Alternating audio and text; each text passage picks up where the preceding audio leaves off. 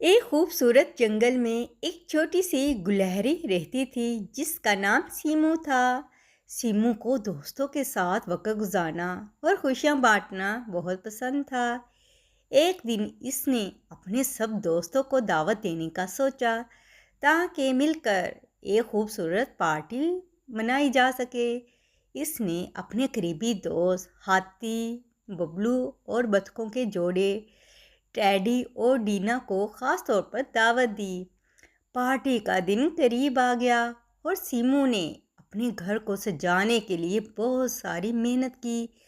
اس نے مزیدار کھانا تیار کرنے کی تیاری شروع کی اور خوشبو سے پورا جنگل مہکنے لگا۔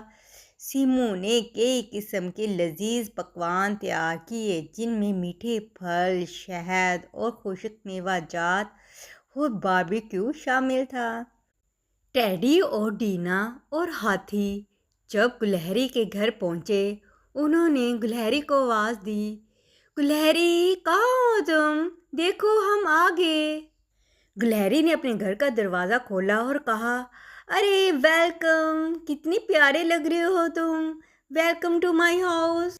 ٹینا اور ڈینو نے کہا، ارے آج تو بڑی ہی مزے کی خوشبو آ رہی ہے، آج تم نے کچھ اسپیشل ہی بنایا ہوگا ہمارے لیے۔ جب پارٹی شروع ہونے کا وقت آیا تبھی ایک چھوٹا سا حادثہ پیش آیا۔ سیمو نے کھانا گرم کرنے کے لیے آگ جلائی تو اچانک اس کا گھر جل گیا اور بہت زیادہ آگ اس کے گھر میں لگ گئی۔ گلہری نے کہا، ارے یہ کیا ہو گیا، میرے گھر کو آگ لگ گئی، ارے میرا گھر کتنا پیارا ہے، پلیز کوئی میری مدد کرے، میرے گھر کو بچائے، اس آگ کو بجھانے میں میری مدد کرو۔ اسی وقت ہاتھی، ببلو اور بطخیں ٹیڈی اور ڈینا وہاں پہنچ گئے۔ انہوں نے سیمو کو پریشان دیکھا اور فوراً سمجھ گئے کہ کچھ برا ہو گیا ہے۔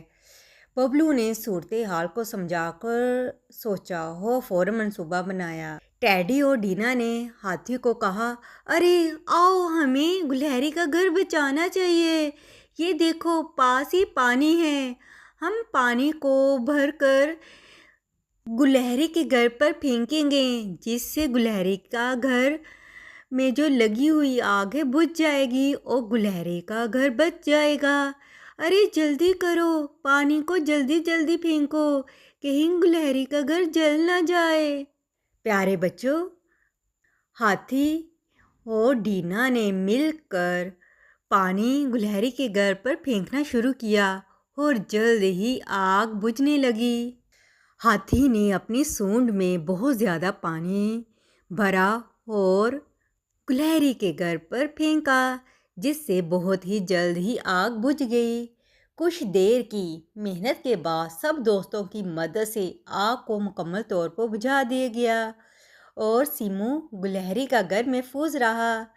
گلہری سیمو نے اپنے دوستوں کی طرف شکریہ بھری نظروں سے دیکھا اور کہا، آپ سب نے میری مدد کی اور میرے گھر کو بچایا، میں آپ سب کی اس مہربانی کو کبھی نہیں بھولوں گی۔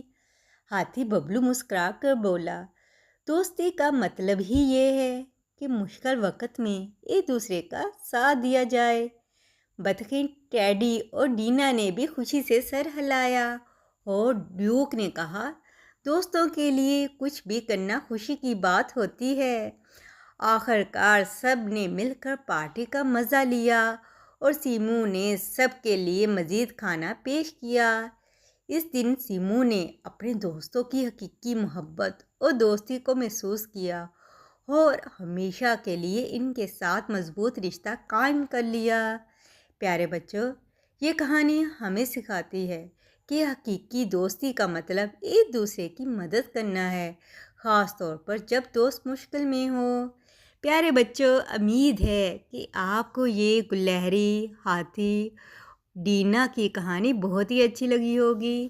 اس طرح کی مزید کہانیاں اگر آپ سننا چاہتے ہیں تو میرے چینل کو سبسکرائب لازمی کیجیے گا اور ایک پیارا سا لائک دینا مت بھولیے گا۔ کل ایک اور مزیدار اور چٹپٹی کہانی کے ساتھ دوبارہ ملیں گے۔ کل تک کے لیے اللہ حافظ۔